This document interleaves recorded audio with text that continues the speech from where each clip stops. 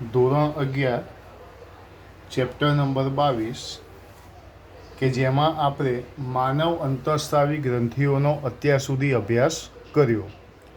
હવે અહીં આપણે આપણા શરીરની અંદર જે અંતઃસ્રાવી ગ્રંથિઓ જે છે એમાંથી કયા કયા હોર્મોન્સ ઉત્પન્ન થાય છે તેની ટૂંકમાં માહિતી જોઈશું. તો સૌથી પહેલા નંબરમાં હું અહીંયા લખીશ હાઇપોથેલેમસ ગ્રંથિ. હાઇપોથેલેમસ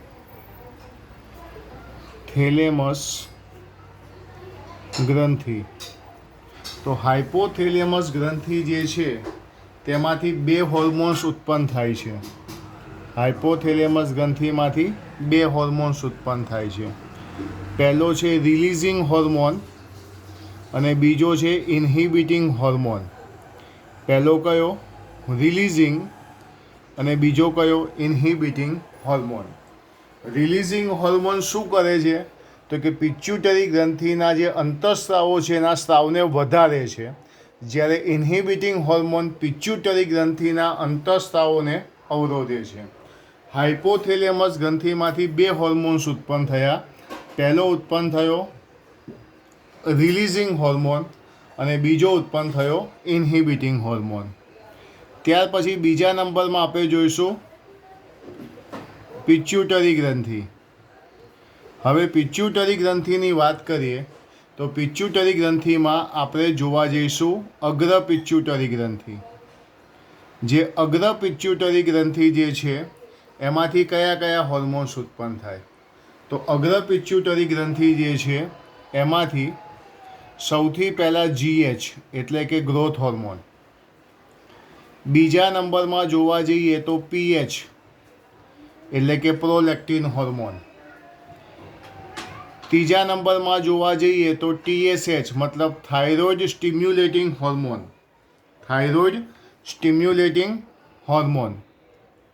ચોથા નંબરમાં જોવા જઈએ તો ACTH એડ્રીનો કોર્ટિકોટ્રોપિક હોર્મોન. પાંચમા નંબરમાં જોવા જઈએ તો LH એટલે કે લ્યુટેનાઇઝિંગ હોર્મોન. અને છઠ્ઠા નંબરમાં જોવા જઈએ તો ફોલિકલ સ્ટિમ્યુલેટિંગ હોર્મોન. એટલે કે અગ્ર પિચ્યુટરી ગ્રંથિમાંથી જોવા જઈએ તો અગ્ર પિચ્યુટરી ગ્રંથિમાંથી 6 હોર્મોન્સ ઉત્પન્ન થયા. Growth hormone, prolactin hormone, thyroid stimulating hormone, adrenocorticotropic hormone, luteinizing hormone અને FSH જેને ફોલિકલ સ્ટિમ્યુલેટિંગ હોર્મોન કહી શકાય. એના પછી આપણે જોઈએ કે મધ્ય પિચ્યુટરી ગ્રંથિ જે છે એ મધ્ય પિચ્યુટરી ગ્રંથિમાંથી એક જ હોર્મોન્સ ઉત્પન્ન થાય જેનું નામ છે મેલેનોસાઇટ સ્ટિમ્યુલેટિંગ હોર્મોન, જેને MSH કહેવામાં આવે છે. મેલેનોસાઇટ સ્ટિમ્યુલેટિંગ હોર્મોન. એના પછી આપણે વાત કરીએ પશ્વ પિચ્યુટરી ગ્રંથિ. એના પછી આપણે વાત કરીશું પશ્વ પિચ્યુટરી ગ્રંથિ. તો પશ્વ પિચ્યુટરી ગ્રંથિમાંથી બે હોર્મોન્સ ઉત્પન્ન થાય છે. પહેલું નામ છે ઓક્સિટોસિન. પહેલું નામ છે ઓક્સિટોસિન અને બીજા નંબરના નામની વાત કરીએ તો નામ છે ADH. ADH એટલે કે એન્ટી ડાયુરેટિક હોર્મોન. ADH એટલે કે એન્ટી ડાયુરેટિક હોર્મોન, જેને બીજું નામ કહેવામાં આવે છે વાસોપ્રેસિન. જેનું બીજે શું કહેવામાં આવે છે? વાસોપ્રેસિન. એટલે અહીં અગ્ર પિચ્યુટરી ગ્રંથિમાંથી 6 હોર્મોન્સ ઉત્પન્ન થયા, મધ્ય પિચ્યુટરી ગ્રંથિમાંથી એક ઉત્પન્ન થયો અને પશ્વ પિચ્યુટરી ગ્રંથિમાંથી 2 હોર્મોન્સ ઉત્પન્ન થયા. એટલે કે પિચ્યુટરી ગ્રંથિમાંથી ટોટલ જોવા જઈએ તો 9 હોર્મોન્સ ઉત્પન્ન થયા એવું કહી શકીએ. જેમ કે હાઇપોથેલેમસમાંથી 2 કીધા એવા પિચ્યુટરી ગ્રંથિમાંથી 9 હોર્મોન્સ ઉત્પન્ન થયા. અગ્રમાંથી GH એટલે ગ્રોથ હોર્મોન, PH એટલે prolactin hormone, thyroid stimulating hormone, adrenocorticotropic hormone, luteinizing hormone, follicle stimulating hormone. મધ્યમાંથી મેલેનોસાઇટ સ્ટિમ્યુલેટિંગ હોર્મોન, પશ્વમાંથી ઓક્સિટોસિન અને ADH જેને એન્ટી ડાયુરેટિક હોર્મોન અથવા તો વાસોપ્રેસિન કહેવામાં આવે છે. ચલો, એના પછી પિચ્યુટરી ગ્રંથિ જે છે એના પછી આપણે ત્રીજા નંબરની અંદર જોઈએ તો પિનિયલ ગ્રંથિ. ત્રીજા નંબરમાં જોઈએ પિનિયલ ગ્રંથિ. તો પિનિયલ ગ્રંથિમાંથી એક જ હોર્મોન્સ ઉત્પન્ન થાય છે પિનિયલ ગ્રંથિમાંથી એક જ હોર્મોન્સ ઉત્પન્ન થાય છે જેનું નામ છે મેલેટોનિન. એમાંથી એક જ હોર્મોન્સ ઉત્પન્ન થાય છે જેનું નામ છે મેલેટોનિન. એટલે હું અહીંયા લખીશ એક હોર્મોન્સ. આ વાત થઈ પિનિયલ ગ્રંથિની. પિનિયલ ગ્રંથિ પછી આપણે ચોથા નંબરની અંદર જોઈશું થાઇરોઇડ ગ્રંથિ. આપણે જે ભણ્યા થાઇરોઇડ ગ્રંથિ. થાઇરોઇડ ગ્રંથિ જે છે એમાંથી કેટલા હોર્મોન્સ ઉત્પન્ન થાય છે? તો થાઇરોઇડ ગ્રંથિ જે છે એમાંથી 3 હોર્મોન્સ ઉત્પન્ન થાય, જેના નામ આપણે જોવા જઈએ કે થાઇરોઇડ ગ્રંથિ છે તો થાઇરોઇડ ગ્રંથિમાંથી 3 હોર્મોન્સ ઉત્પન્ન થયા. તો 3 હોર્મોન્સ કયા કયા ઉત્પન્ન થયા? તો સૌથી પહેલાં મેં તમને કીધું થાઇરોક્સિન, જેને T4 કહેવાય. બીજું નામ હતું ટ્રાય આયોડોથાઇરોનિન, જેને આપણે T3 કહેલું. અને ત્રીજા નંબરમાં છે થાઇરોકેલ્સિટોનિન. મતલબ થાઇરોઇડ ગ્રંથિમાંથી 3 હોર્મોન્સ ઉત્પન્ન થયા. પહેલા નંબરમાં છે થાઇરોક્સિન, બીજા નંબરમાં છે ટ્રાય આયોડોથાઇરોનિન અને ત્રીજા નંબરમાં છે થાઇરોકેલ્સિટોનિન. થાઇરોઇડ ગ્રંથિ પછી હું અહીંયા લખું છું પેરાથાઇરોઇડ ગ્રંથિ. પેરાથાઇરોઇડ ગ્રંથિ. તો આ જે પેરાથાઇરોઇડ ગ્રંથિ જે છે એમાંથી કેટલો હોર્મોન્સ ઉત્પન્ન થાય છે? એક જ હોર્મોન્સ ઉત્પન્ન થાય છે. તો પેરાથાઇરોઇડ ગ્રંથિનું એની અંદર હોર્મોન્સ કયો આવશે? તો એમાં એક જ હોર્મોન્સ આવશે જેનું નામ છે PTH, જેને પેરાથોર્મોન પણ કહેવામાં આવે છે. જેને શું કહેવામાં આવે છે? પેરાથોર્મોન. તો પેરાથાઇરોઇડમાંથી એક જ હોર્મોન્સ ઉત્પન્ન થયો જેનું નામ છે PTH, જેને કહેવાય છે પેરાથોર્મોન. પેરાથાઇરોઇડ પછી છઠ્ઠા નંબરમાં આપણે જોઈએ તો આવે થાઇમસ ગ્રંથિ. એના પછી છઠ્ઠા નંબરમાં આપણે જોવા જઈએ તો કઈ આવશે? થાઇમસ ગ્રંથિ. આ જે થાઇમસ ગ્રંથિ છે એમાંથી પણ એક જ હોર્મોન્સ ઉત્પન્ન થાય છે. થાઇમસ ગ્રંથિમાંથી પણ એક જ હોર્મોન્સ ઉત્પન્ન થાય છે જેનું નામ છે થાઇમોસિન. જેનું નામ શું છે? થાઇમોસિન. જે આપણને રોગ પ્રતિકારક શક્તિ પૂરી પાડે છે.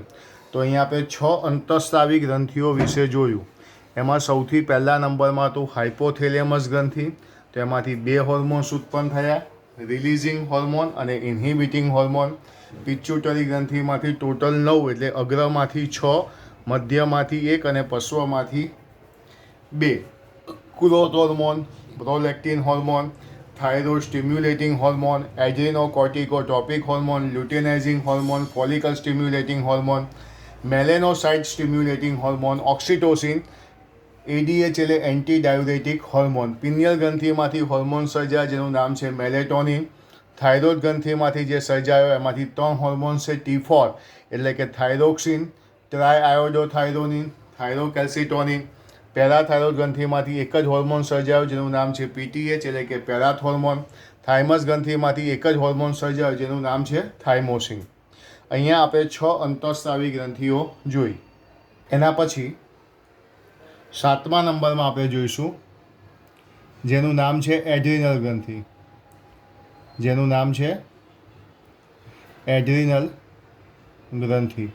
તો આજે એડ્રિનલ ગ્રંથિ જે છે, એડ્રિનલ ગ્રંથિમાં આપણે 2 ભાગ પાડવા પડે, એડ્રિનલ બાહ્યક અને એડ્રિનલ મજ્જક. તો એડ્રિનલ બાહ્યક જે છે, એડ્રિનલ બાહ્યકમાંથી 3 હોર્મોન્સ ઉત્પન્ન થાય છે. પહેલું છે મિનરેલોકોર્ટિકોઇડ.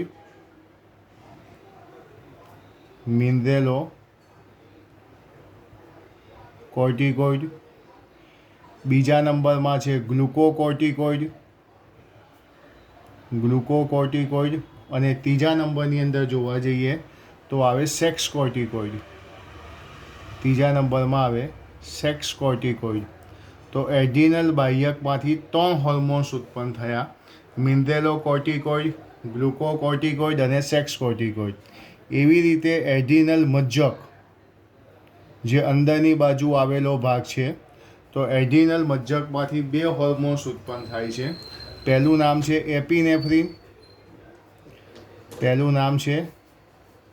એપિનેફ્રિન અને બીજું નામ છે નોરએપિનેફ્રિન.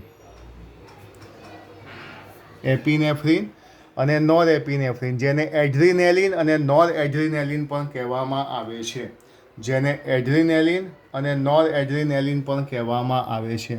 એપિનેફ્રિન જે છે એને એડ્રીનેલિન અને નોર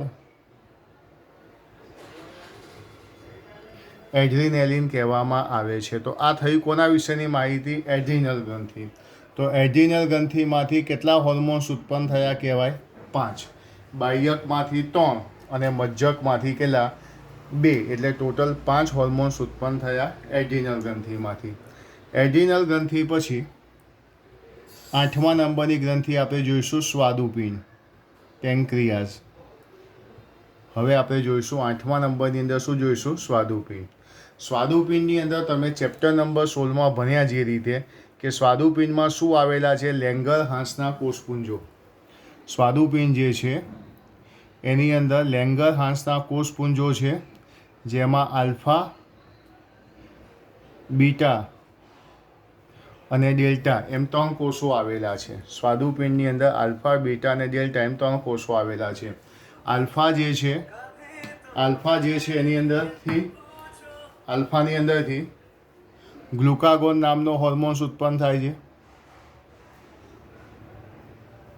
બીટા જે છે એમાંથી ઇન્સ્યુલિન નામનો હોર્મોન્સ ઉત્પન્ન થાય છે. અને ડેલ્ટા જે છે એમાંથી સોમેટોસ્ટેટિન નામનો હોર્મોન્સ ઉત્પન્ન થાય છે. એટલે ગ્લુકાગોન, ઇન્સ્યુલિન અને સોમેટોસ્ટેટિન. સ્વાદુપિંડના આલ્ફા, બીટા અને ડેલ્ટા જે 3 કોષો જે છે એ 3 કોષોમાંથી આ હોર્મોન્સ ઉત્પન્ન થાય છે. એટલે કે સ્વાદુપિંડમાંથી કેટલા હોર્મોન્સ ઉત્પન્ન થયા? 3. ગ્લુકાગોન, ઇન્સ્યુલિન અને સોમેટોસ્ટેટિન. સ્વાદુપિંડ પછી આપણે 9મા નંબરની અંદર જોઈશું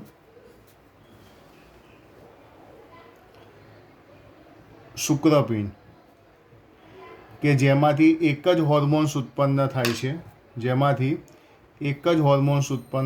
અને તેનું નામ છે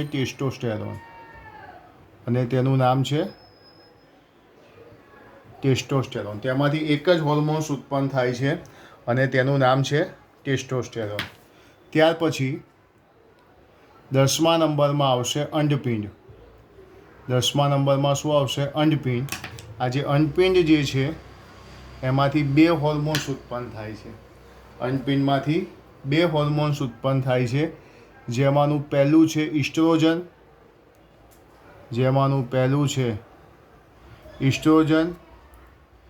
અને બીજું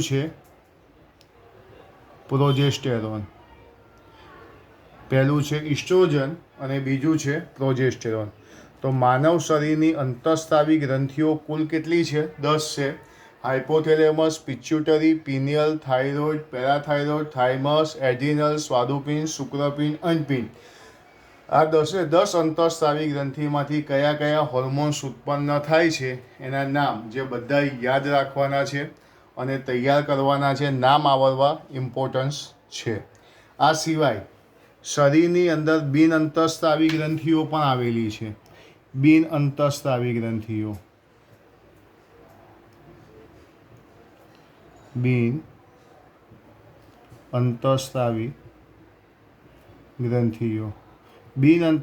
ગ્રંથિઓમાં વાત કરીએ તો હૃદય, કે જેમાંથી પણ હોર્મોન્સ ઉત્પન્ન થાય છે. તો આ જે હૃદય જે છે એમાંથી ANF, એટ્રિયલ નેટ્રીયુરેટિક ફેક્ટર નામનો હોર્મોન્સ ઉત્પન્ન થાય છે, જે બ્લડ પ્રેશરને ઘટાડવાનું કામ કરે છે. ANF, atrial natriuretic factor. આ સિવાય મૂત્રપિંડ જે છે એમાંથી ઇરિથ્રોપોઇટિન નામનો હોર્મોન્સ ઉત્પન્ન થાય છે. ઇરિથ્રોપોઇટિન જે રક્તકણના નિર્માણની પ્રક્રિયાને ઉત્તેજે છે. જે તમારી PDF જે તમને આપી છે એમાંથી તમે વાંચશો તો ખ્યાલ આવશે. આ બધા અંતઃસ્ત્રાવના કાર્યો છે જ.